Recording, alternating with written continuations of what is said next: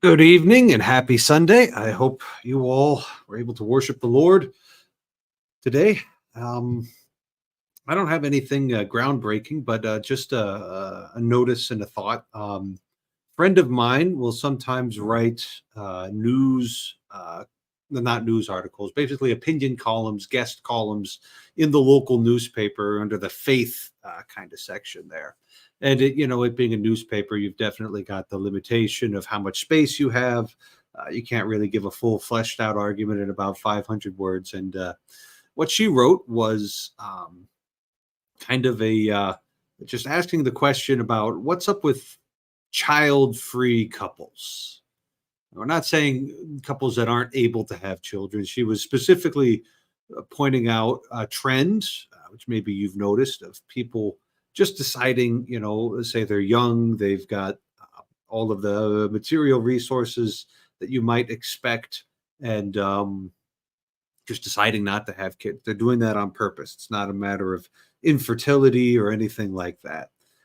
And she was just, pointing out the reasons that people were going for that, and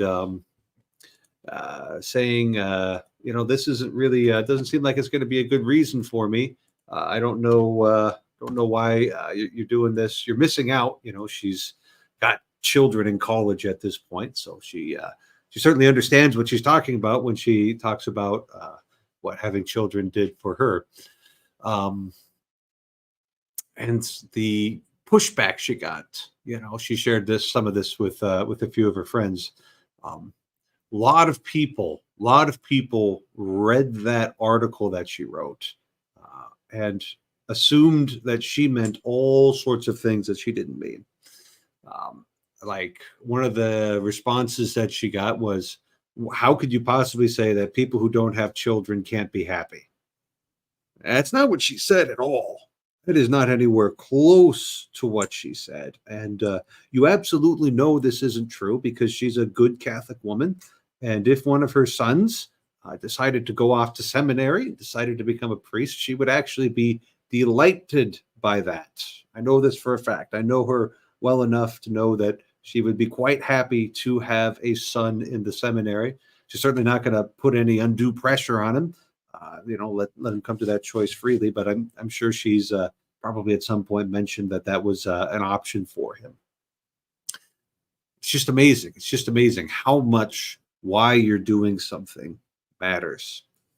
Why aren't you having kids? Is it because you want to be free to go on vacation at a moment's notice? Is it because you'd like to be able to head out to the bars on weeknights? Is it because you don't want to deal with the hassle and the limitations on your freedom? That's not a good plan. That's not a good plan. But if you're deciding to be celibate, to be child free, I suppose, for the sake of something good, for the sake of being of service to the people of God, being of service to God in a deeper and more intense way, that's an entirely different thing from hedonism.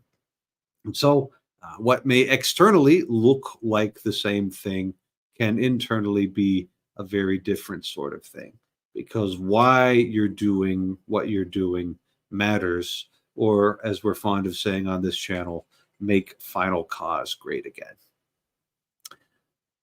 Yeah, so it's really interesting all of the responses that she got for what I'd say even 30 years ago would be a fairly uncontroversial opinion.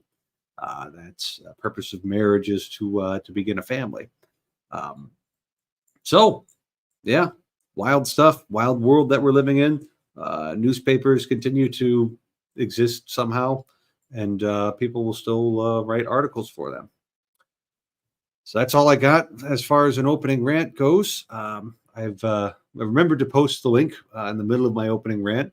So if you're interested in coming on and telling me why I'm wrong or talking about anything else, feel free. Um, Fall colors are finally arriving here in North Dakota. We've had a very warm fall so far, and that's meant that the colors have not been arriving very quickly. And there's no colors behind Mark. It's all a black pirate flag. That's true. It's all black and piratey. Yeah. Gotta finish fixing my rolling up the flag system. I don't have a good one yet. I've tried a few. Have you We'll tried get folding there. it into a triangle? Well, then I'd have to take it down. I'm really big on optimized systems, like really big. I guess that's why you'd be a good systems architect. I just grabbed all of the Awakening from the Meaning Crisis things and put them in separate files, already curated by AI with customized questions. Like literally finished that while you were chatting through your thing. And the reason why I was able to do that is because I had a system, I refined it once, and then I went, oh, you're doing this wrong. And then I refined it again, and I'm like, oh, we finished up in half an hour. And then I did. I was like, oh, all right, there you go. Yeah, No, okay. right? Yeah, I like automating things. I'm very good at it. So I'm good at processes. Very good at processes. Yeah, that sure helps. But I think that's Process part matters of too. the problem of the world, right? People want optimized processes. An optimized process for life wouldn't involve all these bothersome, chaotic, small humans that scream a lot, and do random, irrational things and prove to you that the world has no rationality in it whatsoever, sir. Have you seen a 6-year-old? Right. So, Oh, they're rational. They're very rational when they want to be. well, they have the ability to rationalize, and then we think we grow out of that, and it's like, no, you've just expanded the frame a bit. I'm afraid. Yeah. Yeah. Well, that's where we are. That's where we are. I guess it's just really funny to see the responses of the article projecting, first off, like a personal judgment against this person. Mm-hmm. And then a lot of the responses were like, these old fuddy-duddy religious believers, which is kind of true, but built the society you're living in, so you're welcome. Yeah, exactly. This is how we got here. Yeah. Yeah. Yeah, people just discount it now, and it's bizarre. I mean, Vervaeke did that in a talk with Jordan Holland Pageau. I just released my part for it today on navigating patterns, and I freaking tore into that. I'm like, take your science. Where does it count history from? You're welcome. Like, and so I don't even. Where did you even come up with that argument? That is the worst argument I've ever heard in my life for anything ever. Like, what do you mean Christianity didn't work? What is your definition of work? Like, what are you talking about, dude? What time frame are you looking at? Are you okay? Like, I guess it didn't work for him, huh? that's yeah. Well, I don't think the motivations are what people say they are, right? Because people rationalize. If they say something like, "Well, I don't like children because I can't go to the bars on the weekends," or whatever nonsense you come up with, that's not what's going on. That's a post hoc rationalization. Right? You've already made a decision on some basis that you don't even understand, and probably, and yeah, the rest of it's just whatever. I mean, there's that whole I don't know what the hell's going on. I see it every once in a while. That woman who keeps saying, uh,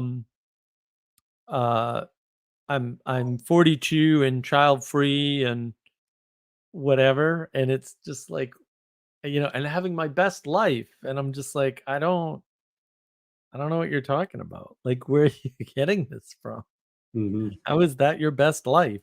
And is it going to be or not? Like, I mean, it maybe now. Like, do you know about time? Have you met time? I mean, that's something that I'm thinking about, right?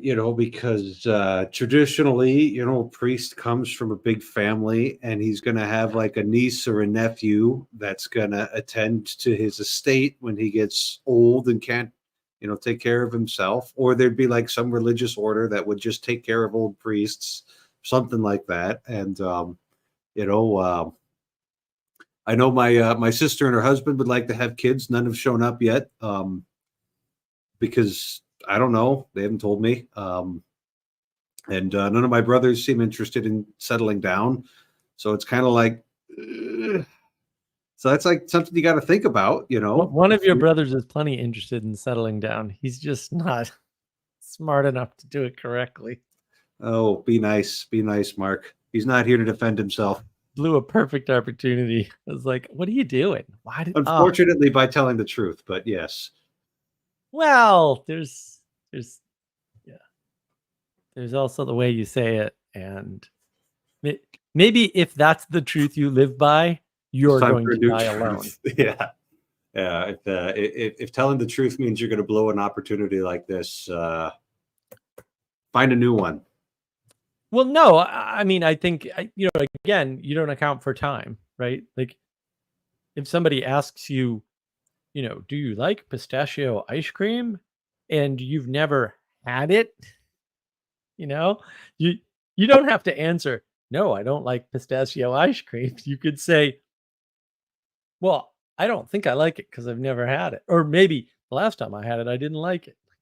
Because like I could tell you the first time I had um French vanilla ice cream, not, from a grocery store. This is the best ice cream I've ever had in my life to this day. Um, might have had something to do with the context. Ignore the blonde next to me, please. Right? Oh, that's not a But condiment. also, but you don't know. And when you speak with certainty on things you don't know about, right? Or things you can't know. Like, well, I know one thing. I know that Christianity failed. It's like, what are you talking about? What do you what? Like, I don't even you're not even speaking English anymore, or the English you're speaking is not making any sense. So, yeah, you don't say things like that. Like, that doesn't make any sense. You don't presume your own state, because then you can't be changed. And if you can't be changed and people have to take you as you are, they're going to move on. Sorry. Like, Well, and the thing is that if you're single and people take you as you are, you're not going to be in a relationship. It's not that hard. yeah, because I mean that's something I heard. Gosh, like in high school, right? We had a really good football coach in high school, and he was mostly about football, but every once in a while he'd drop a little life on us, which is a good thing for high school boys to hear. And he's like, the important thing is that you and your wife change together, boys, because you're both going to change, and Yeah. as a high schooler, maybe you remember him saying that and understand what it means 25 years later, and that's good enough. Yeah, exactly. Well, we don't account for that, right? Yeah. Like, we're either overfeeding people information that they can't use because it's not wisdom, it's just pure information, or we're holding things back that might lead them to the right place. Yeah. And I'm not saying that's an easy problem to solve or something, because it certainly is not. But also, we're not paying attention to that at all, right? Especially when you got like Jordan Peterson saying, Peterson Academy is part of the solution to the meaning crisis. It's like, no, but it will make it worse for sure. Thanks. That's exactly wrong. Oofta. Yeah. More information is not more better. More information won't help. Carving up what you think the academy offers that has the most value, and then reforming it and offering it in a different format because the times have changed. I mean, it's weird. Like, I'm not that old, right? Like, I was told the reason you go to college is to meet people and make connections and learn how to talk to people and things like that. That's all the value. No one ever said the value's in the degree, boy. No one ever said that. Ever. That wasn't that long ago. Like, And then what you just happened? decided to save money and not go get the degree and just go make the connections anyway. Well, I mean, let's be a little fair to me. I saw all this coming for real and said it at the time. So there are witnesses, by the way. Just saying. Um, yeah, my college wasn't going to get paid for. And that wasn't the age when you could do what my father did, which was work and go to school. Like, that was not a thing that could be done then. By the early So, 90s, well, there was a long, like, once the mid 80s hit, I think that went away. And yeah, I mean, right after the mid 80s, that was gone. Now That wasn't happening the anymore. the big driver of that was the introduction of federally subsidized student loan programs. And when you go a little bit farther back, like there really wasn't a whole lot of student loans. People wouldn't go um, into debt for a degree all that much. And so there was just Right. less money in the space, and therefore the universities adjusted their prices accordingly. Well, So that's one well, it theory I've wasn't. heard, but I'm wondering if it's too simple. Yeah, it's not. It's not even about them adjusting their prices. Like you don't have it. You can't charge whatever you want, right? But also, it's more about final cause. Like we went on this crusade in the United States to send everybody to college because college correlated with better life outcome. It's like, yeah, but college correlated with better life outcome because the people who not just tried to go to college, right? Because that's not the thing, right? But the people who actually made it through were smarter. Or at least better workers, at least. Well, but yeah, both, right? They were disciplined. They had networks. They right of people because they went to college, right? Um, they uh, they generally worked harder than the average population, or they were wealthy and they were slotted in. Didn't really matter, actually, right?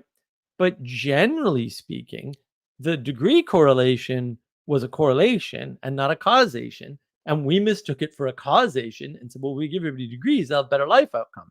And of course, that's completely backwards and totally wrong and should be obvious. But they were saying that. And I was like, well, I know that ain't true. I mean, the people who went to college on their own dime were telling me that ain't true. So I and then I didn't have any college money, like that wasn't going to happen. And then the college loan thing, I mean college was already expensive when I was, when I would have been ready to go. And I had no interest because I was like, all right, so you're telling me that it takes more than 6 years to get a PhD. And I was looking at that going like, it don't take me 6 years to learn nothing. Like you're not even a ballpark kid. We're talking 2, I might be on board for that. That's a little bit much, but and they were like, "You can't learn that fast." And I'm like, "Have you seen my test scores that I used to get into private school? Because it wasn't me doing homework. I can tell you that." And it was, yeah, I just blew the bell curve on the test. I mean, I smoked it. I smoked it so seriously that they just overlooked every other factor because I was not going to get into that school without smoking that test. Let me tell you. That was not happening. This kid doesn't do homework? No, he really kind of doesn't. You know, and this kid doesn't do extracurricular activities? Nah, not if he can avoid it. He goes home and does his own thing. It's like, this kid's not terribly social. Nope, nope, don't like people. Didn't then, don't now. The quest continues. Right. So, so yeah, I completely burnt that test to a crisp, which is how I got in because there was no other way that was happening. And but when I was in Catholic junior high and high school, whew, I had to do my homework every night. That's for sure. And I did because there were major consequences. Major consequences. It was not a happy time. I was like, okay, homework every night. Yep, I got it. I was on it. I'm like, okay. There were no serious consequences before because I was acing all my tests. So Mhm. again, the teachers were like, you didn't do your homework. And I'm like, ask me any question at all from any of your stuff. Go ahead. Like, and they were like, nah, we get you, bro. So I just like, the homework part of my grade just wasn't factored in. That's all. They just dropped it. Ugh. For better or for worse. Yeah, yeah. Well, I had to do 8 years of school, and I'm then sorry. Bishop set me off for another 4. But a lot of seminary is human formation. I mean, the Right. classes are modestly useful, but you kind of don't want to ordain a guy at like 20 or 22. They're just not properly cooked yet. Well, but and that's part of the filtering. But Yeah, when the you people drop who are the filter because you've done causation correlation wrong, obviously, duh, right? That's the problem with college. Then it becomes a money machine. Of course it does, because you've told people that they're going to get a better life through this mechanism. Well, if I'm going to get a better life and a better salary and I'll make more money in my lifetime if I get a degree, then why wouldn't I go into debt for it? That makes right. perfect It's just sense. an investment. It's just an investment. It's a really good long-term investment, except it's a lie, so that's a different problem, Mhm. right? And the worst part is it had a double effect. If you're not good, it ain't going to help you. But also, when you flood the market with a bunch of people with degrees, guess what's not so valuable anymore? The degree doesn't tell you anything. Isn't that weird? Yeah. Well, even if it did, if you just have too many, the prices go down, man. Supply and demand is a real thing. Yeah. Yeah. It's like you've got more software engineers than you know what to do with. Boy, do they ever. Now they have more DevOps engineers and they know what to do with, so those prices are coming down. All Uh-oh. the software engineers that got fired from Twitter, Microsoft, Facebook, a billion other companies. At this point, everyone's laying everybody off in tech. They went into DevOps because there's still a DevOps. There's a lag. DevOps is where all the work is now. I mean, software engineers do nothing all day. The DevOps engineers are busy constantly.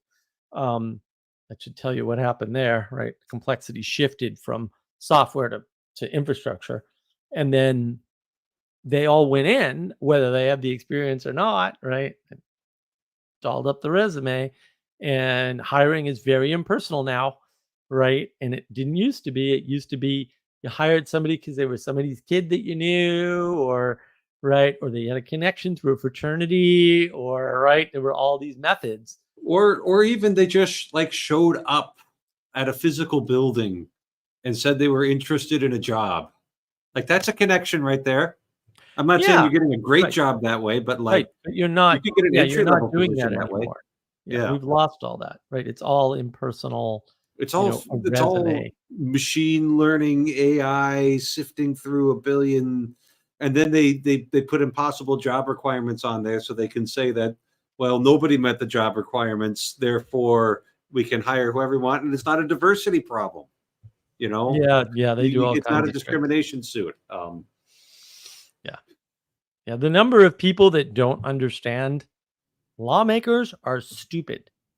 People that ask lawmakers to write laws aren't that much smarter, but it doesn't matter because it's the dumbest person in the chain.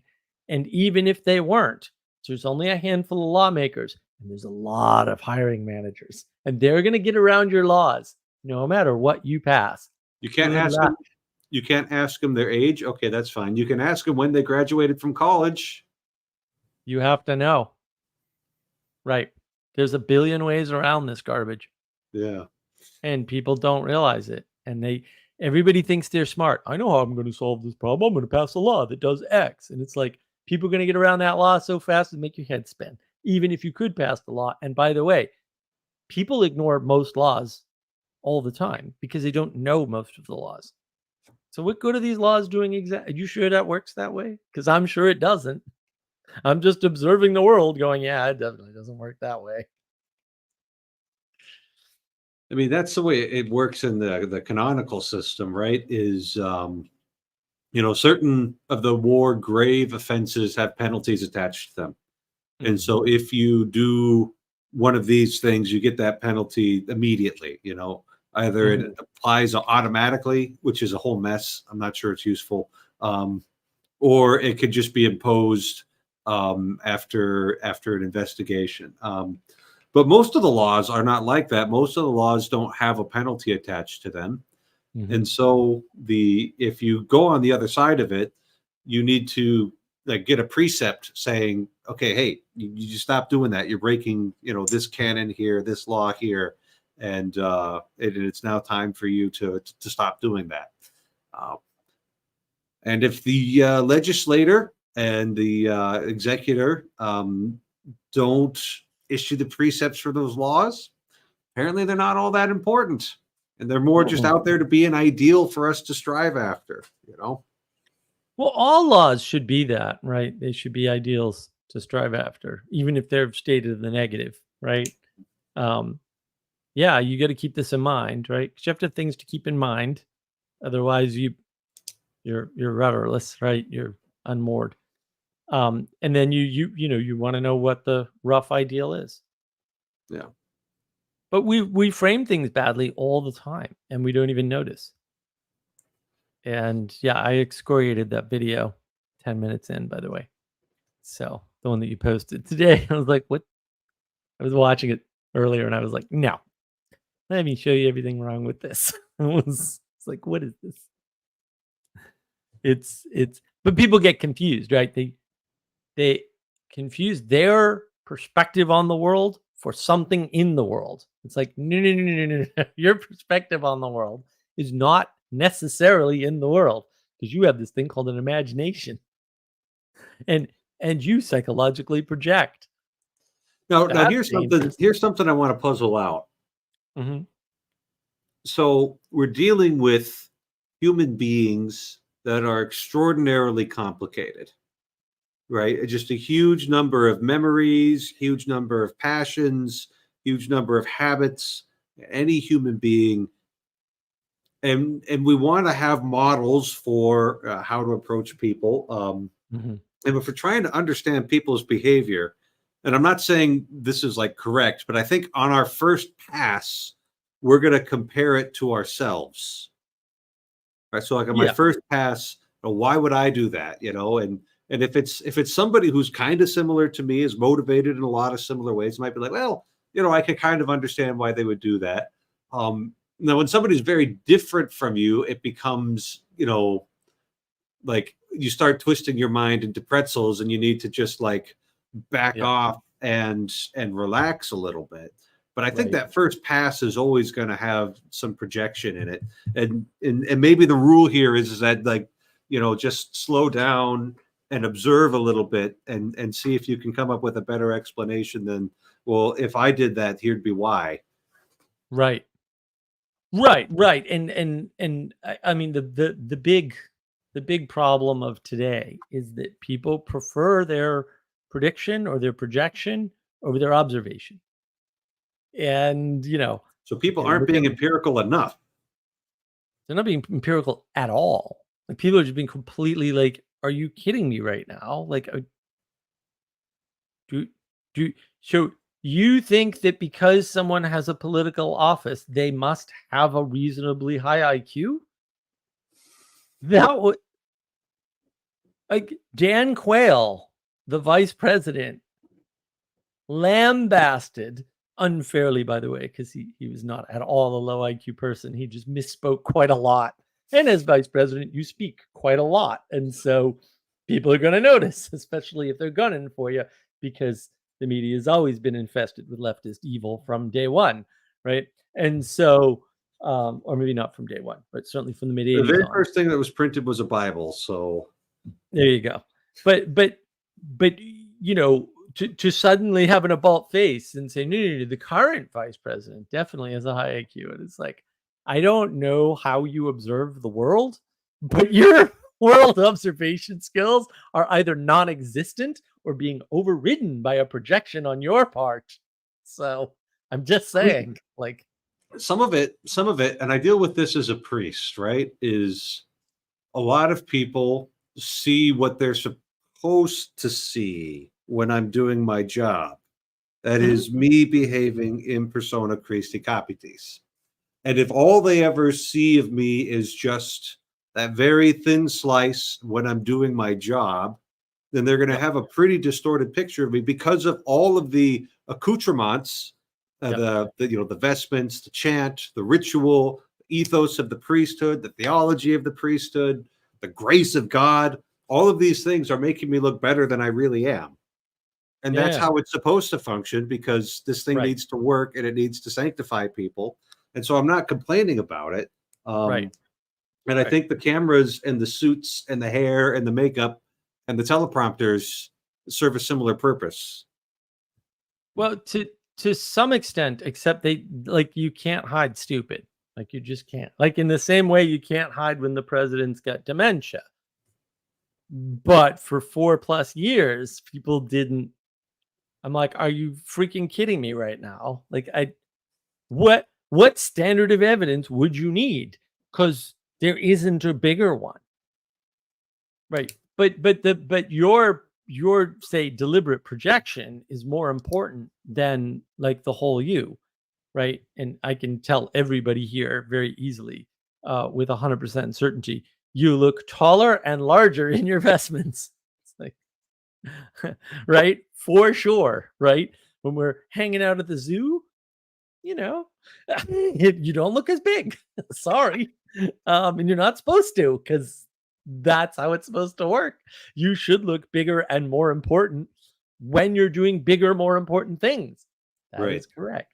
Right. And Right. this accuracy or genuineness or authentic self bullshit is lie sent by evil to convince you that you're smart and make you arrogant and help them destroy the world.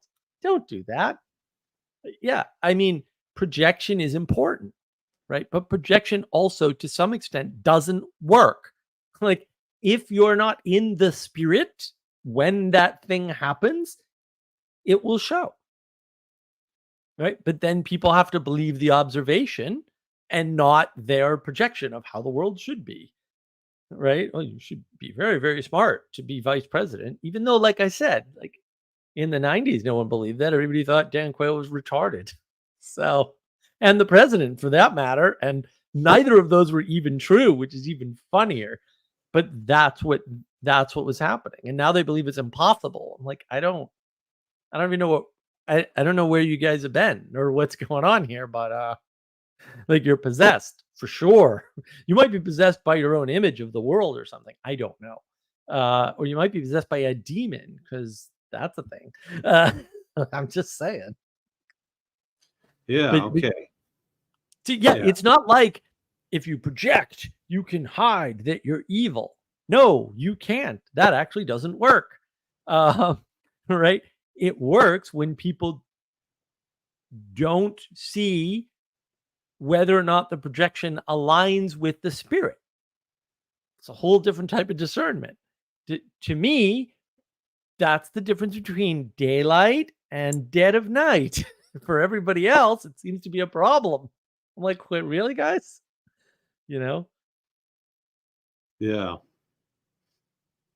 Okay, so we're doing two different kinds of talking about projecting here. I was talking about trying to understand somebody's behavior on my terms, and you were talking about presenting an image of yourself, which Yeah. is, I think Well, both of those are projection. I lost track of the conversation a little bit. trying to understand what people are projecting based on your perspective is a tricky thing, because what you care about is the alignment of their words and their actions, or their actions and their future actions, right? Or their actions and their past actions, right? And how all of that is threaded together. But you have to believe your observation. You know, there are tons of people, like I meet somebody and like within 30 seconds, I'm like, this is not a good person. And other people are like, you can't know that from that little information. And I'm like, you can, I do. You're the one with the problem here, not me. Sorry. Sucks to be you. No, that's a real thing. You can. It's not everybody. It's not all the time. Some people can. But And sometimes it's not all you the could time. just be like, yeah, this guy. Right. Right. And then other people are quite a bit sneakier. So Right. And some people can't spot sneaky people, and I can spot sneaky people before they turn a corner. I can x-ray them through the building somehow. It's bizarre. I'm like, that person's a snake. Bingo. Right. It just, but some people don't have that skill. Fair enough. And yeah, it's not 100%, but for me, it's really high percentage. It's very close to 100%. If you round up, it's 100%. I'm really good at that one in particular. Oh yeah, I can spot snakes a mile away. It's funny too, because I'm like, no, just listen to what they say. They're bang instantaneously. Instantaneously. yeah, it's a quality thing. You're detecting a quality there. There's not a process or Well, procedure that you can teach somebody. I often believe that when people are talking to you for the first time, they are saying exactly what they mean with a level of clarity you will never have again. After 5 or 10 minutes, they'll slip it out of it. But people will tell you what they're all about right away. But you have to have a very precise understanding of the language. And you have to believe they meant what they said and not project, oh, well, they're actually a good person. And so when they said that, they actually meant. And if you want to see an example of that, I do think my commentary on the Vervaeke and Pageau and Hall talk goes over that. I mean, one of the problems they have, especially towards the end of the conversation, we'll say in parts 3 and 4 in particular, the drift is very high. And I'm not saying Jonathan and Jordan didn't notice. They didn't address it. And maybe that's the right answer. I'm not claiming they did anything wrong in the conversation. But you can see the drift in the language. You can see where, like, John's adding words and subtracting words and saying, well, Jonathan, I like what you said, blah, blah, blah. And he never said that. And it's like, dude, what are you doing? Right? But you have to be able to do that. I just happen to do that like the way I breathe or something. So it's not a big deal for me. But most people, they can't hear it. And I'm like, no, listen to the words they used and take them seriously like a heart attack. And maybe you'll see exactly what's going on here, right? But that's it. It's hard for people to do. They want to believe the best in people, on and on and on. And like, I get it, right? I understand. But also the information is there. Yeah, and it's useful to have, let's say, people who are better at this around, at least. Well, but like and you have I to remember, just kind of sitting in my office one day, and church office, people can just come and go as they please, and this guy comes in and he starts talking to me, and like you said, in like 5 seconds, I'm like, nope, this guy, nope, and he asked for my phone number. I didn't give it to him because it's like, okay, we've been talking for 2 minutes. You want my phone number? Yeah, I'm not giving it to you. And he was around for a little bit, and there was, a sweet young lady who spent a lot of time in the church, and she was talking to him a little bit, and I was like, if I see him around more, I'm just going to say, Mary, don't take this guy seriously. If he wants any money, if he wants to do something with you, you just tell him no. Yeah.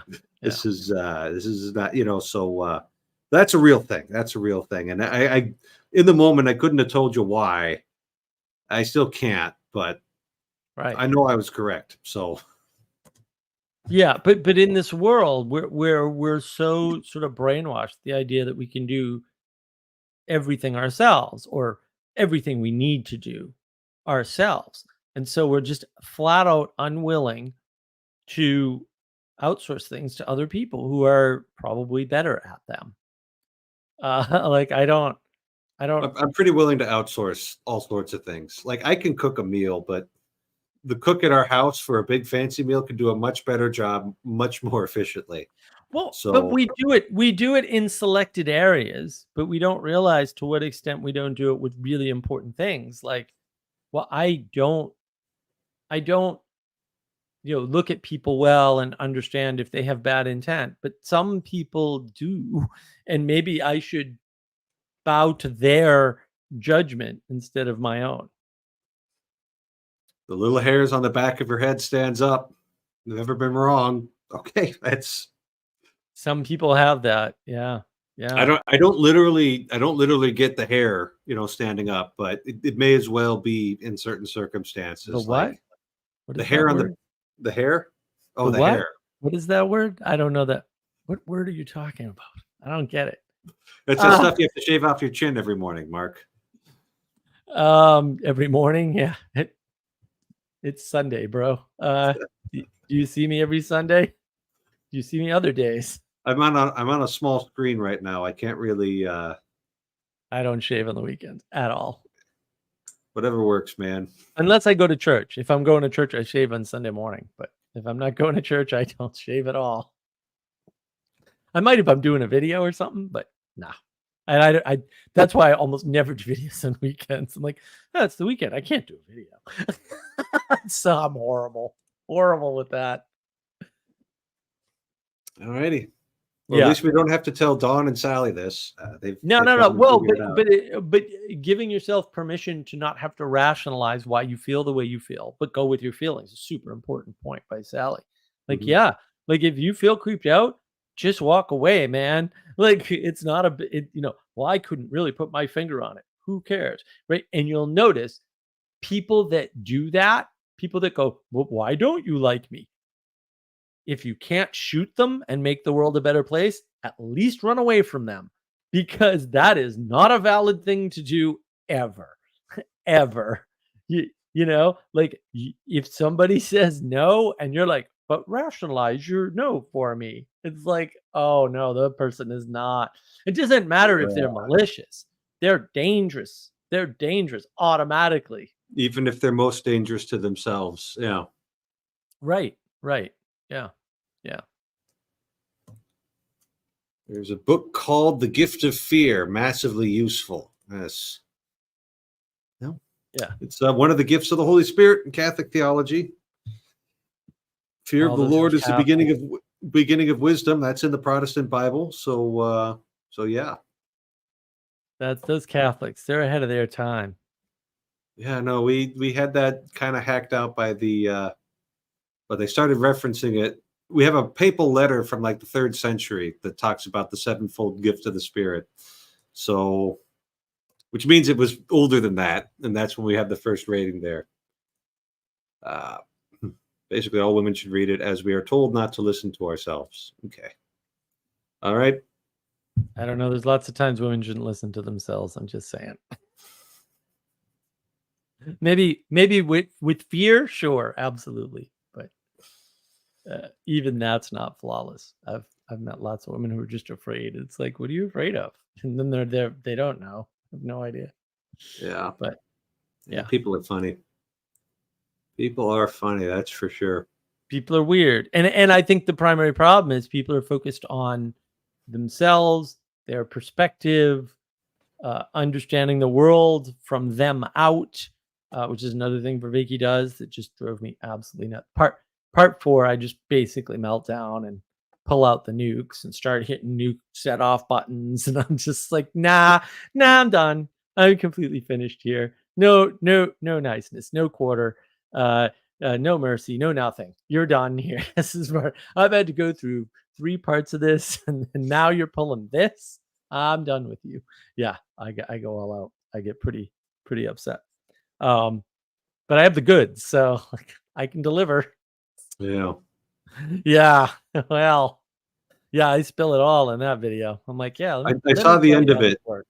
before the book club. I saw the end of it, and it was like, oh yeah, yeah. Sophistry is an eternal temptation. Yeah, and it's weird that people claim that they've read Plato and Aristotle, and there's sophists, and I'm like, they're under actors in the Greek pantheon of cultural or societal hierarchy. They're Those the are lowest underneath of the actors. low. Yeah. Yeah. Yes, they're actually underneath Ouch. actors. That's It's really bad. bad, really bad. No one thought well of actors because you can't trust them, right? Among other things. But yeah, Yeah, they have memorized lines and they emote. They've got to be. If you're going to judge them to be worthy of exemplification, it has to be on something other than the fact that they're an actor. Like exactly. you gotta point at something else and say, okay, when he's not acting, so and so does this, this, and this, and those 3 things are good. And then at Right. that point, you can maybe say, okay, this Denzel Washington or Tommy Lee Jones isn't the scum of the earth. The Denzel rest of them, Washington's an upstanding guy, actually. yeah, Yeah, he's amazing. but like not because he's an actor, and not even No, because he's a really good no. actor. Yeah. Not for his acting. But yeah, it's amazing to me. And then people want to project so much that they're willing to put time into these people, and they enable them, and they get worse, and then everything else gets worse, and it's yeah. I was talking to somebody earlier today, and they were like, "Okay, so sure, you've recanted your atheism, uh, but you're still selling your book on Amazon, pal." Right? It's like, Oof. right, right. It's like, what are you doing? Like, you don't. What good is your recant of atheism if you're converting people to atheism left, right, and center while Now, saying I was wrong? That's the not. question is are they still, I mean, there might be, sometimes there's legal things where it's like, oh, this company has the rights to publish it and I Well, can't that retract it. right. That's always the interesting part is, and this is the problem. That actually came up in the conversation. Like, Mhm. you set something in motion. When you set something in motion, it has this thing that absolutely nobody I see is accounting for called momentum. Mhm, mhm. Right? And so there's a momentum. You can't just switch things off, right? You didn't just write the book, right? So you can't just unwrite the book. And so And at yeah, the a very lot of minimum, you'd people. need to like, I mean, it'd be most noble to pull the book back as much as you can, and Right. maybe the publisher has rights that you can't override in a court. Right, Um, right. but you should at least like write a rebuttal of the book, You should and do then you could something. sell more books. So like, you got to eat. So if selling books is how you eat, then fine, I guess. You should do something though. Yeah. And that's the thing. We've enabled too many people to start too many things moving and give too much momentum to literally anything. And now we A, have a flood, and B, we have a bunch of people going, "Oh, that was a bad idea." And it's not unlike the Girls Gone Wild scandal, right? Or the other scandals where people were like, "Oh, wow, when, 10 years ago when I was young, I did this on camera, and now I put it on the internet. Now I can't get rid of it." It's like, yeah, and we shouldn't have enabled that as a society, and that sucks. And nobody wants to admit that, right? Everybody goes, "Well, we can't go back," and I'm like, "Oh, the hell, we can't." Have you read a history book ever? Once, because you're gonna go back, pal. The question is, do you control going back, or do you just let it crash into the wall at a higher speed? Because that's really how history works. If you don't dial it back of your own volition as a society, it'll get dialed back. Usually that's called collapse, by the way. But hey, whatever. I'm just reading history here. I don't know what to tell you about your conception of the world. Oh yeah, we're going back. That's happening. Yeah. Yeah. The question is if you're going to have to take a trip to Babylon on your way back or not. Sodom, That's a Sodom good. and Gomorrah never went back. Yeah. Well, okay. Until they It did. can get that bad too. Yeah. No, until they Mhm. did, and then right, They went back to the Stone Age. Yeah. They went back to the Stone they Age. They went were in the back to the Bronze Age. They can Stone go back Age. to the Stone Age. They went right back to the Stone Age Yeah. instantaneously. Yeah. Yeah, Yeah. No, and I was collapse is thinking, very fast. Right. sorry, I have a habit of thinking from the perspective of the chosen people, those who, God's promises are never revoked. Even if he punishes sin for 3 or 4 generations, he'll bestow his blessings for 1,000. So that's nice, that those things aren't symmetrical. Asymmetry. The world is asymmetrical. That's another thing people don't account for. Well, and it's also really Momentum. nice that the asymmetry goes that way because otherwise there'd be nothing left. Well, but not all asymmetry goes that way, right? So Well, momentum, that- asymmetry, and skew, three most important concepts nobody's ever talked about in recent times for whatever reason. And they're the most important things if you want to understand anything in the world. It's very bizarre, right?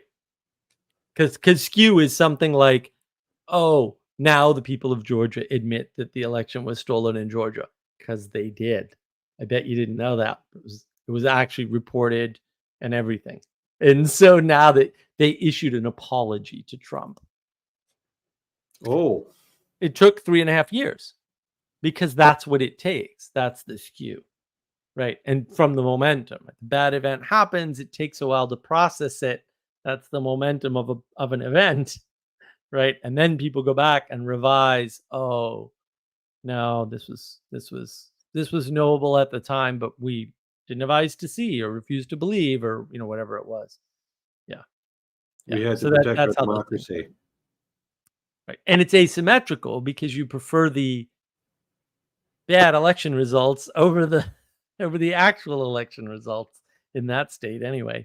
Um, yeah, So you said it it's a problem. was momentum, asymmetry, and skew. Skew. I'm still not sure about what you mean by like momentum. I get asymmetry. I get skew is still Skew is how far things are actually off from one another when you don't view them as off. So it's different from asymmetry, right? Because a lot of times um, when we look at the world, we see from our perspective, that's a skew technically, right? And we don't recognize there's another perspective, which is a different skew. And then when you start to calculate skews, in other words, differences from different perspectives that are, say, equally valid, because your perspective on the world and my perspective on the world are equally valid, right? It's just that yours has all these filters that mine doesn't have, right? And so you see a bunch of things I don't, and I see a bunch of things you don't. Well, the way to know the world is not to prefer one perspective over the other. That would be conversation or debate. That's how those things work, right? I'm going to pull you to my side. It would be to look at the difference between the two perspectives, because that's a third thing, actually. So the that's delta. part Yeah. of skew, right? Is looking at differences and not looking at, oh, well, this is superior position. Even You when need that's to trust whoever you're doing that with, though. not necessarily. I actually had a game I used to play, which was, let me guess how CNN is reporting this story. And I could do it Okay. 100% without watching CNN. Okay, so you could 100%. do. Yeah, no. I That's would actually stop watching CNN for a while, and then somebody would ask me about a story or bring up a story or whatever, and I'm like, "I bet CNN is saying the following." And they're like, "Yeah, how did you know?" And I'm like, "Well, because CNN has a skew from Fox and from MSNBC or so. from Fox and ABC or whatever." So this calculating the delta on a skew is something you can do unilaterally. Yep. It's probably more useful to do it with a trusted interlocutor, but you can do it unilaterally. Well, some people can. I do these things in my Okay, sleep sorry. effectively. I Excuse don't me. recommend I'll other revise my people. statement. One could Some do this. some can Some maybe. can. Some Yeah. can. Yeah. Probably Some not a can. large number. That's always the problem with me is I'm always amazed at how many people can't do things that I just kind of don't even know how I do them, right? I'm just like, well, this is obvious. And people are like, no, it's not. And I'm like, what do you mean it's not? Do you not see You're the sun projecting. shining You're in the projecting. sky? You're projecting. That's all. Yeah. Well, yeah, I mean, because to your earlier point, yeah, we think people see the world the way we see the world, right? And so we justify that and validate their experience on our own because why would we do that? Oh, that must be why they're doing that. And that's almost never the case because they never see the world the way you see it. And, they may see certain parts of the world the way you see them, but a lot of times people see the world the same and they act differently. Right, because they had a trauma or because this has worked for them in the past and, or it doesn't work, but they're stuck in a pattern or, yeah, and we have no appreciation for how different people are right now. People just talk like, all gamers are like that. It's like, holy crap, man. That's not even ballpark close. People are so different in what they see and what they pick up on and how they respond to the same stimuli and on and on and on. And I think, honestly, part of that problem, I don't have my glasses here, is glasses. Legit for real. Because when we didn't have eyeglasses to wear, um, eyesight is all over the map for people. All over the map. It's unbelievable how all over the map eyesight is. And so you knew somebody who, you were looking at the same thing and they're like, no, I can't see that. It's too blurry, you know? And so it was a constant reminder, oh, we're very different. Our perception of the world, our visual perception of the world is very, very different. And that's gone now. And I actually think that has a huge impact on this problem of seeing people as way more like us than they actually are, even in physical capabilities like sight. What browser are you using right now? This is Chrome. I'm using Chrome too. Hey, shout out in the comments, everybody. What browser you're using? I don't think that's too invasive right there. I think that's information that can freely be shown on the internet. We got a bit of a lag here, but I'm sure we'll start seeing that in the comments section. What web browser you're using to watch this video? Perhaps it's also the YouTube app. So maybe you're right about the glasses thing.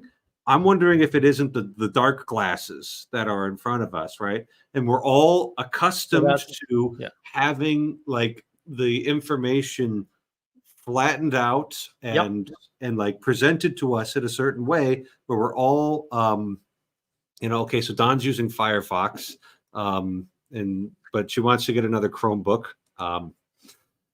It's the year of the Linux desktop, man. But I'm wondering if it isn't this mass media formation that wouldn't have a bigger impact than just eyeglasses. Well, I don't think there is. I mean, I don't think mass media formation works. Like, I think that's a bogus idea. Like all of that is driven by something. Those are results. So it's like I try to explain to people. Okay. I'm deadly serious about this, and I can totally prove it. Porn is not the problem. You can remove porn from the internet all day long, and it will regenerate magically over and over again. And you can't say that. No, I watched it happen. It happens all the time. You don't know that. You've been on the internet long enough. That's all, right? So the question is, if that's the end result, and I know there are downstream results from that, like I get that, right? But if that's the end result of something, what is that something, right? Because that's where the problem is. And you hear a lot of people talking about proper problem definition. I'm like, well, I agree with you, but you ain't the guy. You're not going to do it. You need to understand that other people can identify this problem way better than you'll ever be able to, no matter what happens to you in your life, right? Like, some people will be able to see with better than 20/20 vision, and you will never be able to do that no matter what happens to your life, right? That's pre-eyeglasses. Post-eyeglasses, we get this idea that the world should be the same. And then what happens is we start to congregate around similar techne. Right? And it's weird, right? Because look at the attitude of, say, the United Kingdom when it comes to media versus the attitude of us when it comes to media. And the reason why that's important is because it disproves all these theories about mass formation and who runs media, and whether or not, media being fully capitalistic is a bad thing. All the media in the UK and Canada is government run, and always was. All of it always was. They're having a big dust up now over the TV license in the UK because they made it optional all of a sudden. It wasn't optional for years. They just billed you for TV, whether you had a TV or not. You had to go through a great deal of trouble to prove to them you didn't have a TV. And now they've switched it up, right? The burden of proof is swapped. So right now in England, the TV is not being paid for because everybody stopped paying the license. And so the BBC is not being paid for anymore. And they're freaking out because they don't have any money left, or at least they don't have exorbitant sums of money, right? Their leftist media was never any better than ours. Not for an instant, right? And so the capitalist corruption of media is a false narrative, and we know this. Like, the information to know that is already available to you and always They show a lot of ads on BBC.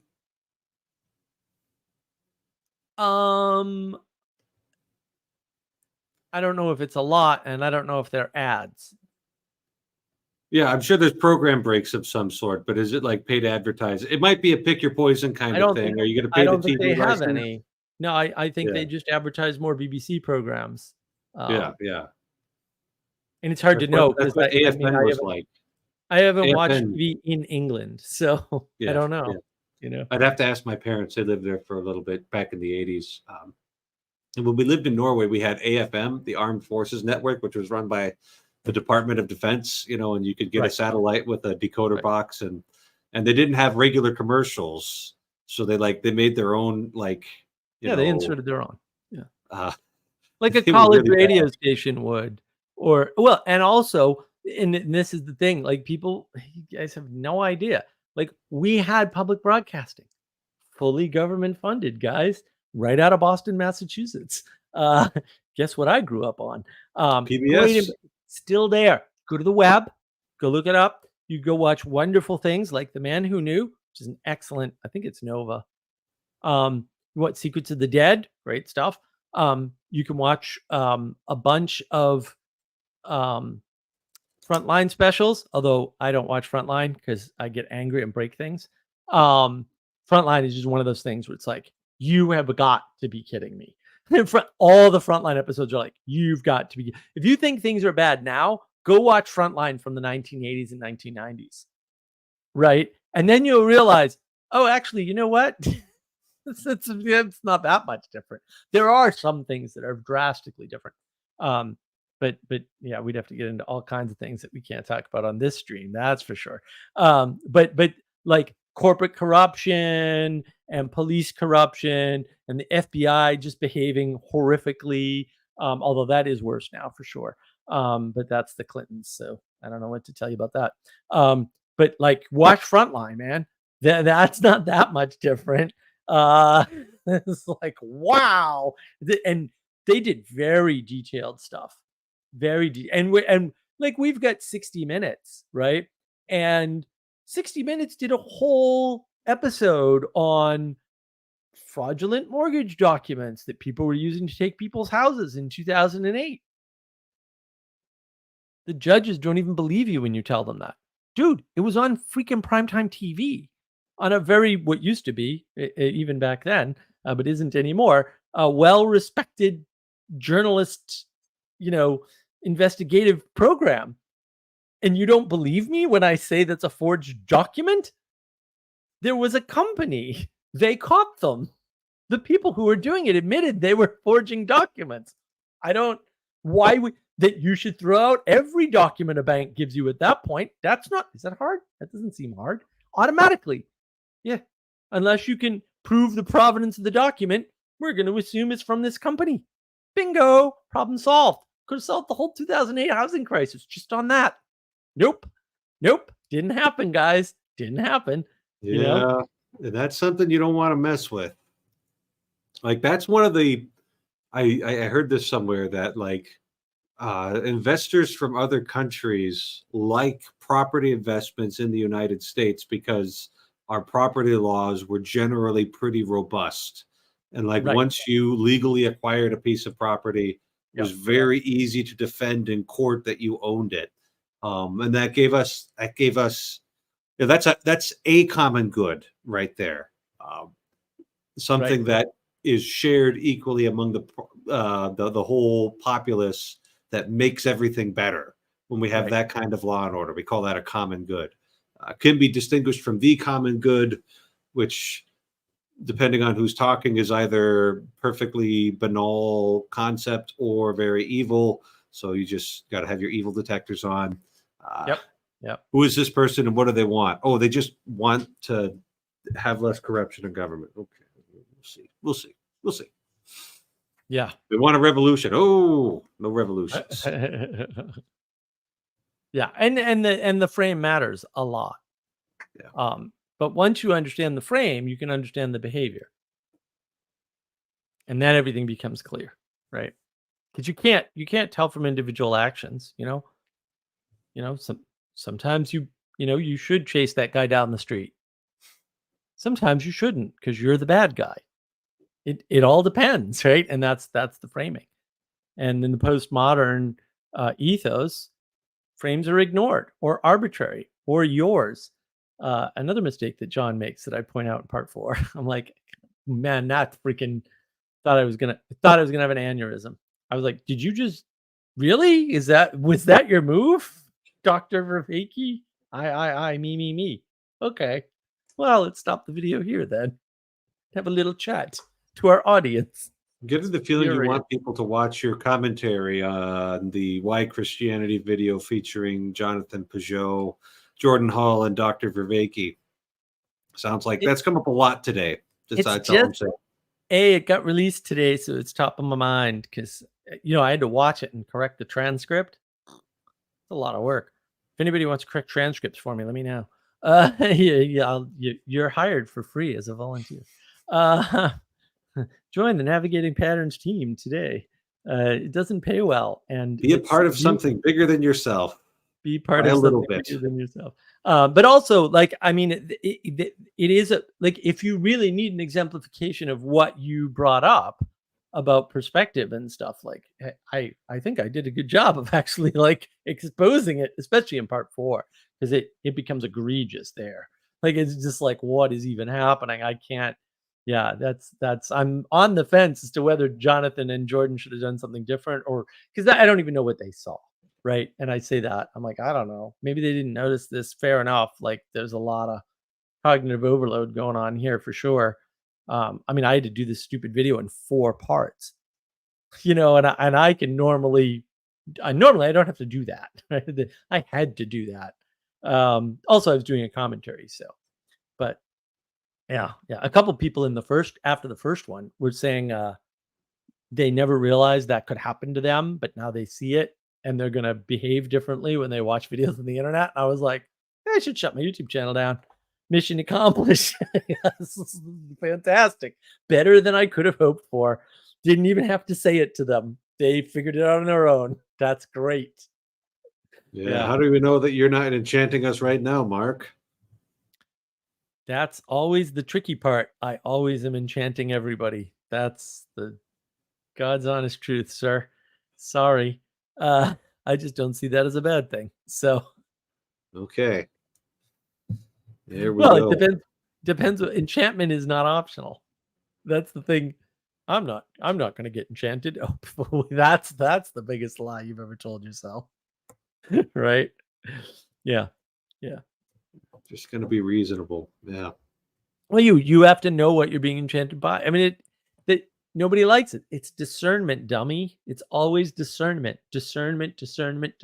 And people are always discerning the wrong things. Does somebody have a degree or not? I don't care if somebody has a degree. I care if they know what they're talking about.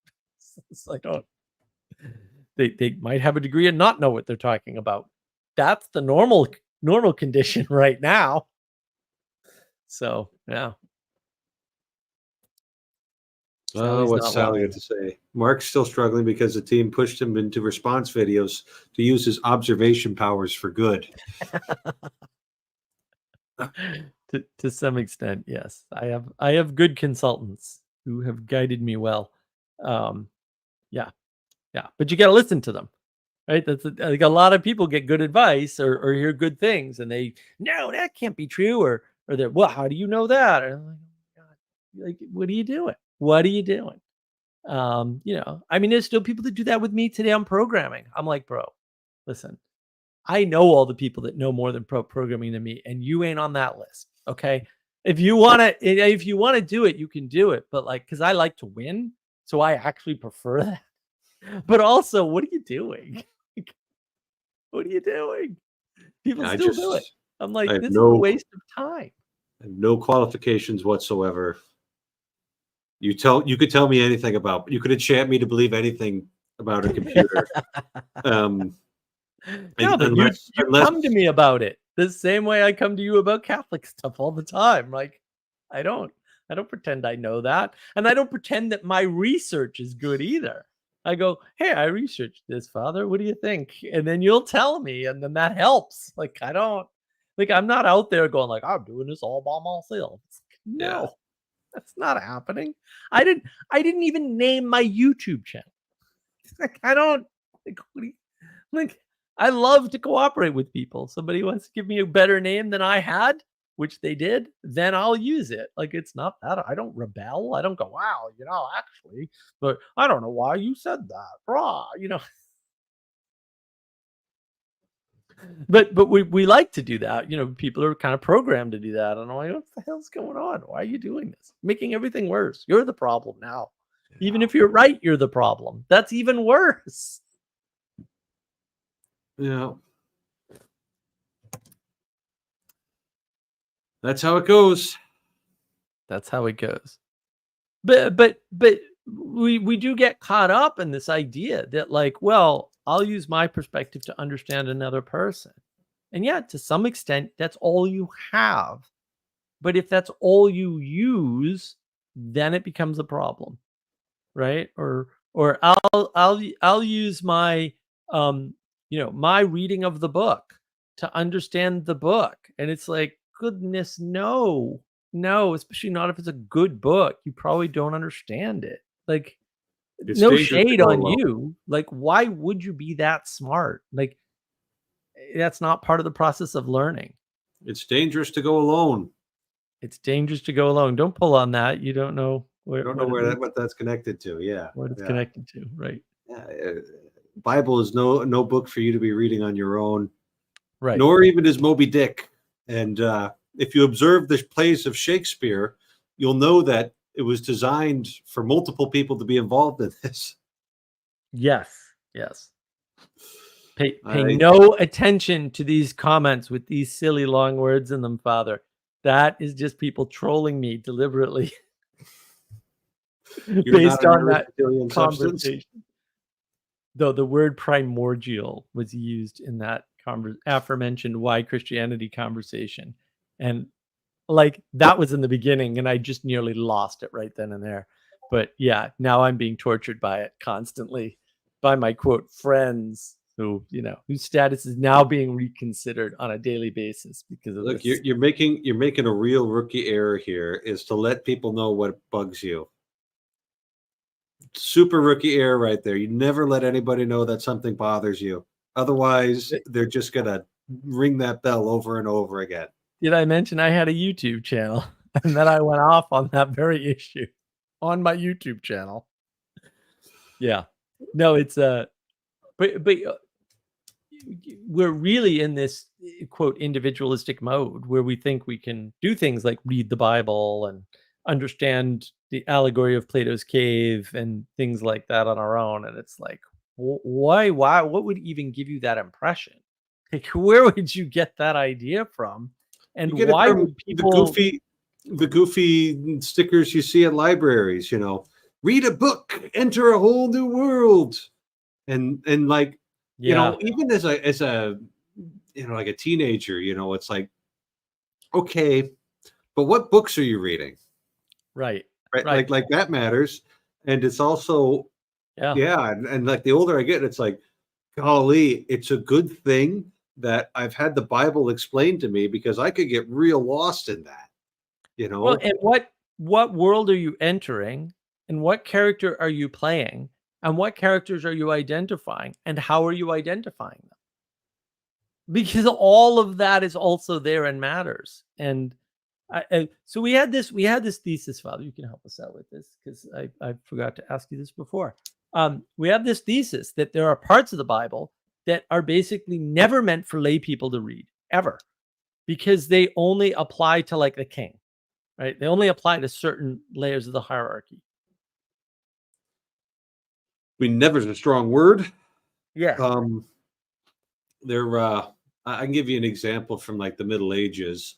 There was the understanding of the 3 books of Solomon, Proverbs, Ecclesiastes, and the Song of Solomon, that those corresponded to stages in spiritual development, so that as a beginner, you would be given the book of Proverbs, and that's real straightforward. Basically, anybody can read that, and it should just make them, like, you'd have to be really lost. That might be a book you can read on your own. Like, that might be the book of Proverbs, might be properly chewed up and digested for you, given in small like doses, where you could just sit down and read that profitably.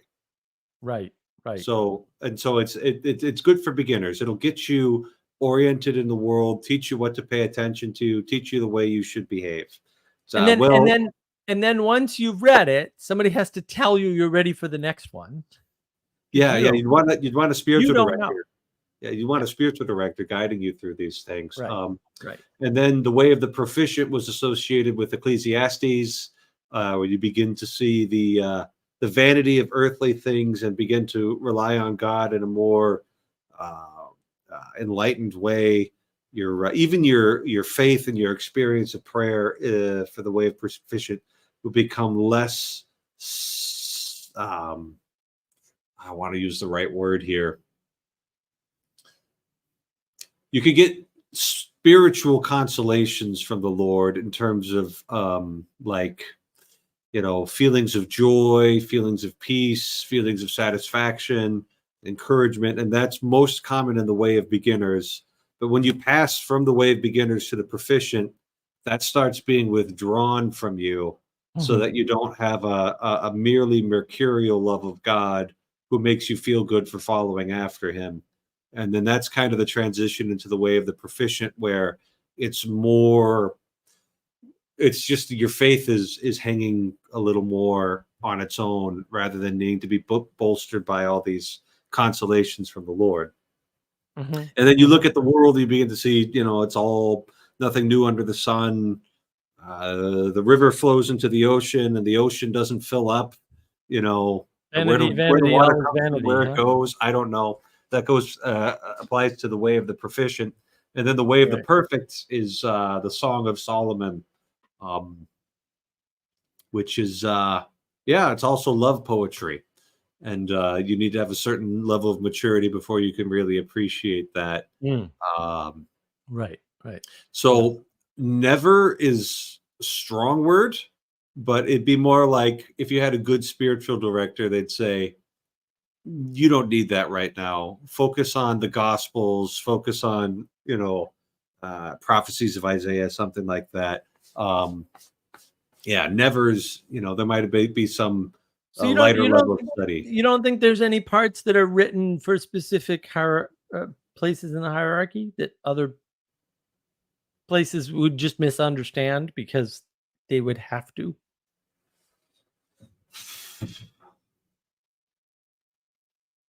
Do you have any examples in mind, or was this something somebody else told I haven't you? read that book. It's got it's a one-word title with no author. How am I supposed to remember that? Yeah, I'd have to think about that. Maybe the Wisdom of Solomon. Book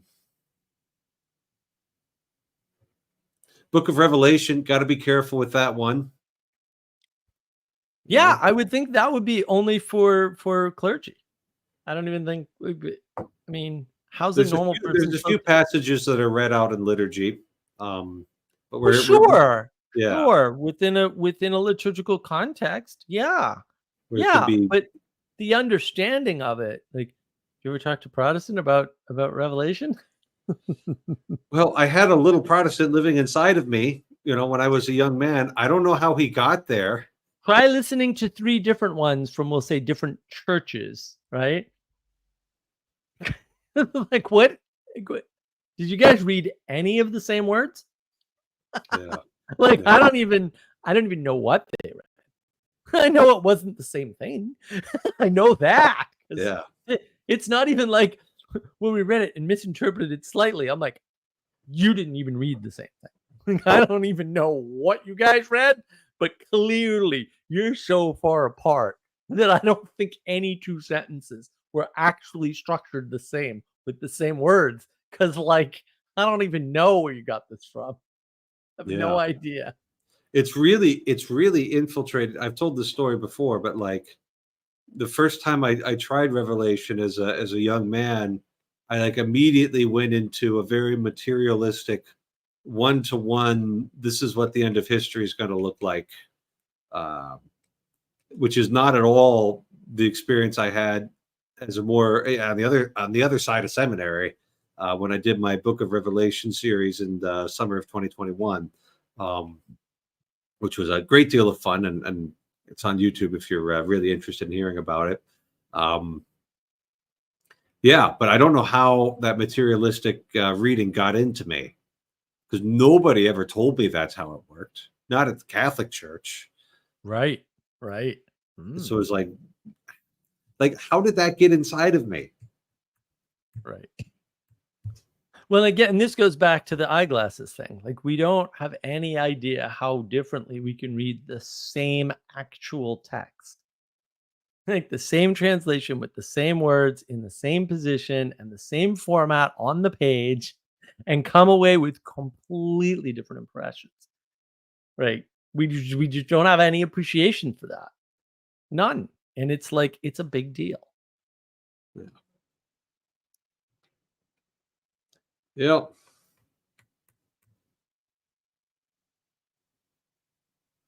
Yeah. I'll think about that forbidden Bible texts thing. Did you hear that from like Adam or? No, we were talking about some of these misunderstandings, and I was like, well, there's like throughout all the philosophical traditions, they actually talk about this. I mean, one of the driving forces behind Plato's Republic is the idea of forbidden knowledge. Mhm. Like, flat out, it's right in the text. So no one mentions that. I don't know why. It's really mysterious, all the things people leave out of Plato's Republic. But like, they really don't account for forbidden knowledge. They don't account for that. It's sort of like all quote modern philosophy, right? Which is basically everybody past Aristotle, as near as I can tell. Well, technically Plato in this case, doesn't account for children. So they've got these. He's got a philosophy. It doesn't even count for children. Okay, it's not a philosophy. It's garbage. Throw it out immediately. Because if it doesn't account for children, who cares? Like, it can't. It's a here and now thing. It can't continue. And if it can't continue, it can't be a philosophy. It's got to be something else. So, like, just instant. See how easy that was? And everyone's like, you can't know that. And I'm like, no, actually, anybody can know that. They just don't like that it's an easy answer. And you've got all these big brained retards not paying attention, because that's basically, they want to be smart. So they want to believe Heidegger had something interesting to say, when of course he did. No, he didn't. He invented thrownness. Oh, you mean you were born into the world without your knowledge or consent? Maybe, maybe not, by the way, because you can't prove that. We already knew that. Like, why did you invent a new word, bro? I don't understand. What are you doing? Yeah. Right. And no one looks. No one's like, oh yeah, but you have to account for Heidegger, and didn't he become a Nazi? See, yeah, Maybe that's an indicator that your philosophy is evil. But I'm just guessing here, but yeah, I had this like exact same conversation in our natural theology class with my professor, because that class was kind of wild. Like by the end of it, we got to the good stuff, and that was always his method, was with these topical philosophy classes. He would start with the evil and end with the good. And then he would also, take on the perspective of anybody and just argue with us as if we were arguing with Kant, as if we were arguing with Heidegger, as if we were arguing with, fascinating fellow. And we were like, to start off with natural theology, we were reading Gianni Vattimo, an Italian philosopher, commentator, and it was just awful. Like, we all hated it. We knew what Solace was doing, but we all just hated it. It's like, why do we got to read this postmodern garbage, right? And then I basically put my hand up and I was like, why do we got to read this postmodern garbage? Nice. And the answer I got, which I didn't, I listened to it at the time. Like, okay, whatever, was, if we'd had that attitude at the time of Aquinas, then we wouldn't have ever integrated Aristotle into Western theology, because he had been lost, and we would need, something new. And what I would have said at the time, if I had had the presence of mind, is Aristotle's a lot better than Heidegger. Right. Yeah. but I didn't have the presence of mind. And at a certain point, in a classroom, you just kind of got to move on and not press the point too much. Sure. And he could shred me in an argument anyway. So, but I made my point, as That's good. That's good. why do we got to read this? This is, and then we worked back through, what else did we read in that class? I think we worked back through Kant to Thomas Aquinas. And the very end of the class was some of the early articles from the first part of the Summa, which I really enjoyed. Mm-hmm. And I helped my buddy Jeff study for, and he got a good grade. So, yay! He didn't get the philosophy very easily, even though he's a good priest. Well, it's good to get help from people and not to do things on your own, because you just you're cutting other people off from the opportunity to help you, which is not good for them. You're really what this egocentric sort of narcissistic attitude does is it just destroys the opportunity for people to exemplify good behavior, because they can't help you because you're being a rebel. It's like, why are you doing this? All because you don't want to follow the advice of somebody who's wrong and you think you can figure it out for yourself, which is going to happen anyway, and you can't figure out for yourself. So shut up. Like, what are you doing? Yeah. It was probably the most useful thing that I ever did was when I was in, I guess it was high school, but when I was in public high school in particular, we had like a programming course. And of course, in the programming course, I did all the work for the year, like in the first week, because I know code. I knew how to code when I was real young, right? And no, not Visual Basic. How will I ever learn this? Yeah, well, it was all basic too. But so I used to run around the classroom and help everybody with their assignment. And the interesting thing was I'd usually reproduce the assignment for the assignment, because whatever.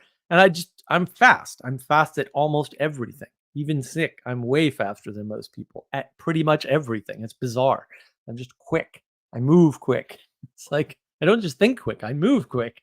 And so I would finish my stuff and then I'd march around the room and see how other people tried to solve the same problem. And when I first did it, I was like, well, that's not the right way to do that. I did it this way. And then I was like, wait a minute, they're going to get the same answer. Oh, that's interesting. But like, I'm trying to help them. I'm trying to make them do what I do. So I would just help them fix their code and make little suggestions and hints and whatnot. And sometimes their code wouldn't work at all. And I was like, well, look, I'm not giving you the answer. I'm just helping you with your code. And if your approach sucks, then you're going to get the wrong answer. And it wasn't a big deal. I mean, computers were so new back then, especially in like schools. Mm-hmm. I was already going to a special school to do this. That they, they weren't real hung up on you have to get the right answer to get a good grade thing. Like that was not a thing at all. Like it's more like no one cared. Like if high school's working properly, it should just be an opportunity for you to like kind of try things out and see what you might want to specialize in. They should be measuring effort, and that should be most of the grade. Yeah. And it shouldn't be about answers and tests, right? But your test score should be available. And like that's why I never technically failed Latin or French. I'm here to tell you today, I totally failed Latin and French completely, utterly, disaster, complete catastrophe. 8 programming languages, 0 human languages. Can barely speak English. But like, no. I got D's because I put in the work and I just couldn't do it. I just couldn't do it. I just can't learn languages that way because they're talking about the future past participle and garbage. And I'm like, I don't even know what those things are. I don't know what you guys are talking about. That's just, you have the tour and then you've got the different endings. And that gives you. I can't even conceive of the language that way because I don't speak that. I'm purely contextual. So when you break things down, This is weird. When you break things down into chunks like that don't belong that way, like language, I can't do it. Huh. You want to figure out how to automate a process? Just tell me what you're trying to do, and I'll break it into perfect optimized chunks for you off the top of my head. I would be really interested to see how you would write a book of English grammar then. I wouldn't. I can't. I don't believe in English grammar. I don't even know what you're talking about. I literally don't know what you're talking. I failed English grammar. I did. When it came to writing, I got 100%. Right? My grammar is not terrible. It's actually rather good. But I don't know the grammar rules. I have no idea what they are. I don't know why you would need that. And what the hell is anybody doing? Like, it's not how you learned grammar, and it's not how you understand grammar. Why are you breaking it down that way? Now, a lot of people need that to correct things that are acceptable in speech but not in writing. Exactly. Because it is actually kind of two different forms of English right there. All sorts of things you can get away with. That's right. All sorts of things you can get away with in speaking that you can't get in writing, right? Like that last sentence I just said wasn't like an actual sentence, but you didn't care. You just provided the there are at the beginning of that sentence automatically. But when you're talking to somebody, not only do you have more actual information available, I mean, except when we do this nonsense online, which limits it. Yeah, I know. I saw that one. But also you have more context automatically. Right? So what have I been saying in the Moby Dick book club? He spends all this time on set and setting. By the way, what do modern authors never do anymore? Set and setting. If you look at modern storytelling in particular, what you'll notice is that they spend no time on set and setting. They try to use tropes instead, which is a huge mistake, and you don't notice it. I don't notice it most times. It's just I have to reflect on these things to go, oh yeah, it's right there, right? And you don't even notice it. Like, Harry Potter. You don't understand the degree to which you just filled that in Hogwarts until you go to Edinburgh. And then it's like, oh, and you see where she wrote. Oh, she wrote it right there. Okay, well, we're going to come down off of Queen Street here for a bit and just look back this way like she was doing. And also look this way because you can see Hogwarts in Edinburgh. Like, it's right there. It's like, oh, right. And then they move the building, whatever. Who cares? But like, it's right there. Like, I don't even, she relied on that.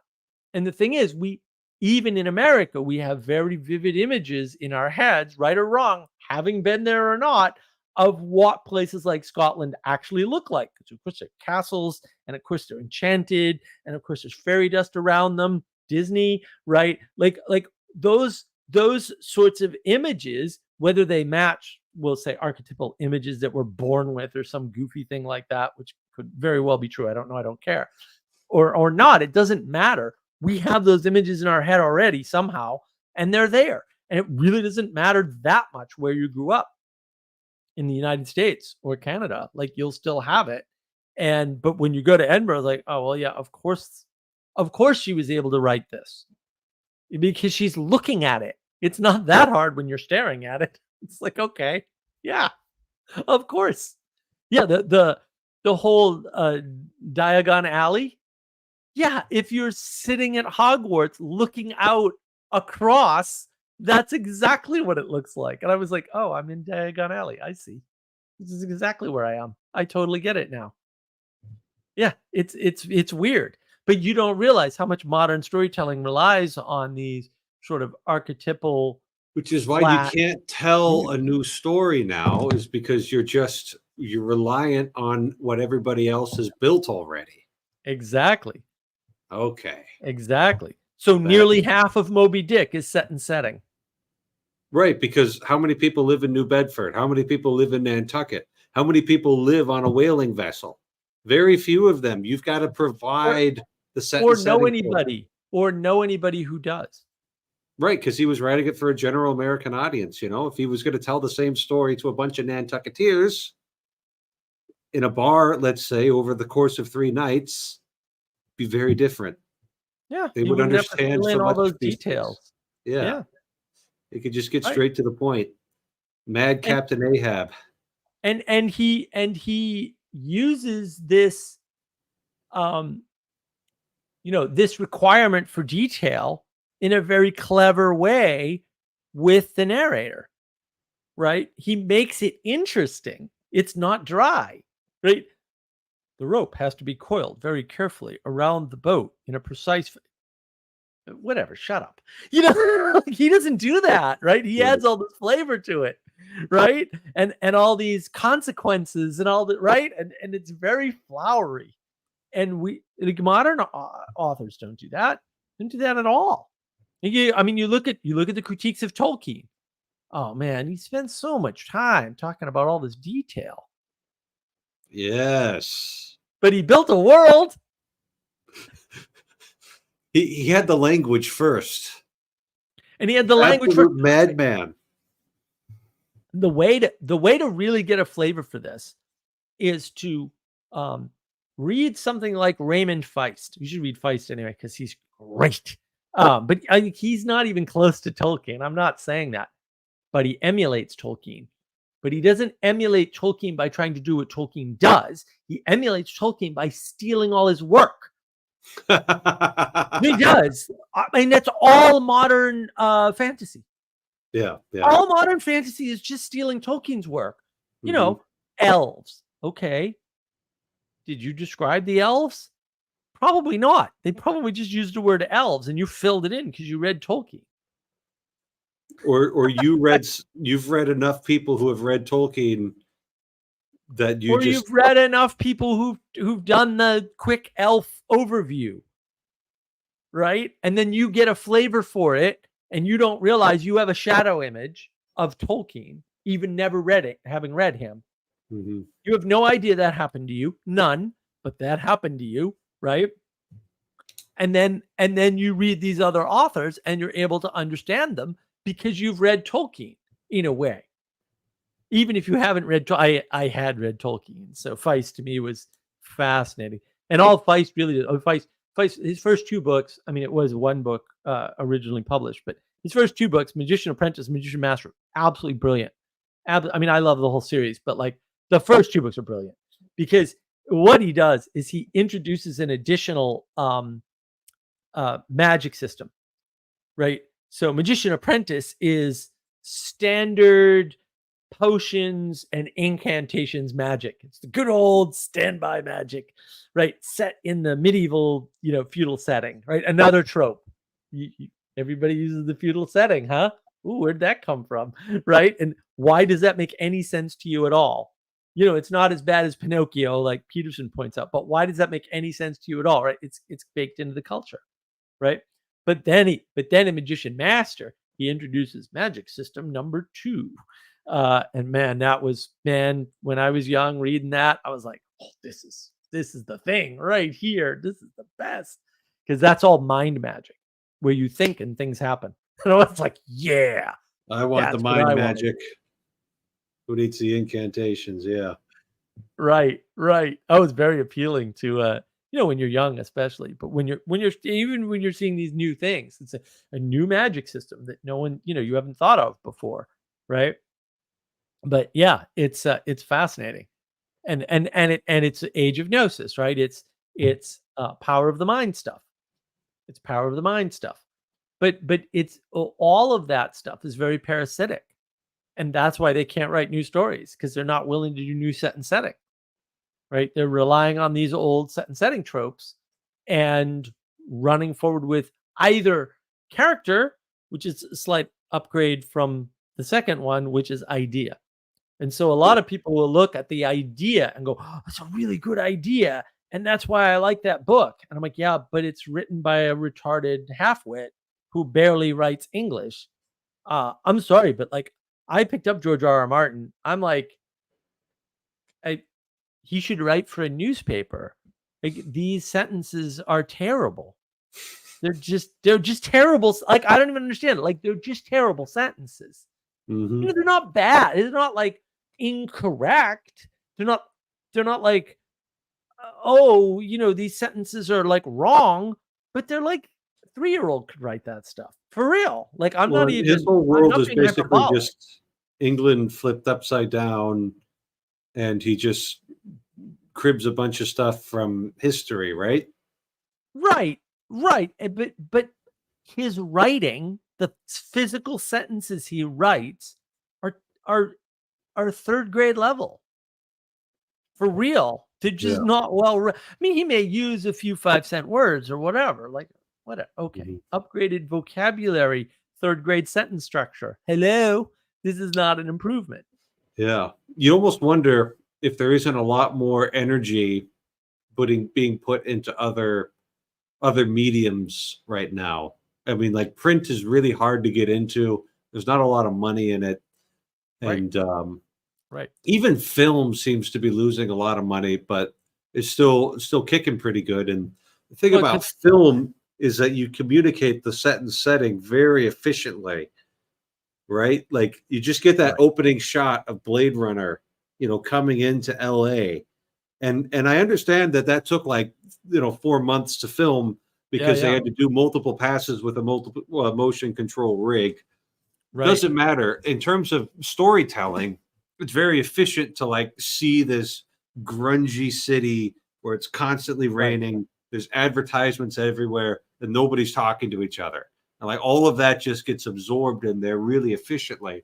So you get a quite a bit more variety of set and setting in something like a movie or even a video game than you do in novels anymore. And when they do it well, it's already a good movie for reasons. So I think the longest filmed sequence of The Matrix, I might be wrong about this, but I'm actually fairly sure that I'm right about this. The longest filmed sequence of The Matrix is the 7.5 seconds where he's unplugged and falls down the chute. Mm-hmm. Like, who spends that much time? But that's also his transformation and his release. And so from a storytelling point of view, yes, that's the thing you spend the most time in detail on. But translating movie detail and word detail doesn't work well because movies can send so much more information so much quicker. Whereas book, basically your reading speed is your reading speed, right? Like whatever that is and whatever speed you read at, roughly speaking, you're reading the whole book at that speed. And it might vary a little bit, whatever, but like there's a hard limit to it. When you're sending information visually, no. The filmmaker has control over that. Yeah, yeah. Right. And so they can spend as much or as little time on something as they need to, but also they can overload you when they need to give you a sense. And that scene with him sliding down the tube is very much that, right? They're just overloading your ass to show you, to give you the experience of somebody whose whole world has been completely changed, altered immediately, right? And you Mhm. go from this starry-eyed wonder, not really understanding what's happening around you and kind of feeling around, and then boom, you're flushed. And it's like, whoa, because we've all had that experience in one forum or another, right?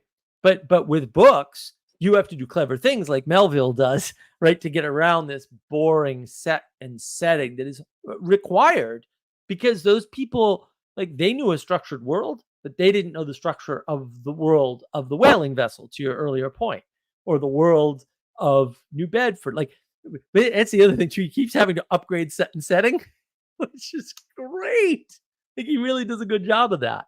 And he does it in a clever way. So it's not like that could be a lot worse. Like if I tried to write that, I don't think it would go as well at all. Right? I don't think so. I think I'm a really good writer too, but I don't think I could do that at all. Like I don't know Yeah, how there's I something do that. special there. Yeah. Yeah. There are limits. There are limits. So yeah, I'll write a book someday. Maybe even a fiction book someday. We'll see. We'll see. Oh, a fiction book. I thought you were just I mean, I just projecting how I would do things. I look at all your, 45, 50 hour long monologues, and I'm like, okay, he's just going to train a large language model this way, and then have it write chapters for him, because he knows how to put the large language model knows what word should come next. But I just downloaded the entire Awakening from the Meaning Crisis from the AI. That should tell you what I'm working on for my book right there. So, yeah, yep. Market gap. Nobody wanted it. Okay, I guess I'll do it, you Muppets. That's fine by me. But no, well, it's funny too, because I watched The Color Out of Space, the movie, which is based on H.P. Lovecraft. And then I went and read the story because I have the complete works right there. And man, it was such a joy to read Lovecraft again. But that's like crack cocaine for me, so I've got to be real careful. Like I could just sit and read that book for a few days and not eat or anything. That would happen. So it'll be real careful. But wow, reading that sentence structure again, oh my goodness, it was so gorgeous. It was so beautiful. And the amount of, like, Lovecraft, I guess the closest analog is Milton. Lovecraft just packs information into words through, I don't even know. I don't even know. I'm not 100% sure how he does it. I'm fairly sure I could approximate it, kind of, maybe. But I couldn't describe to you how he does it. And then hearing a bunch of language that I'm super familiar with and going, well, is that where I got that from? Right. Cause he just, yeah, that's baked in. Cause I read that when I was like 15 or something. So yeah. And I devoured all the Lovecraft.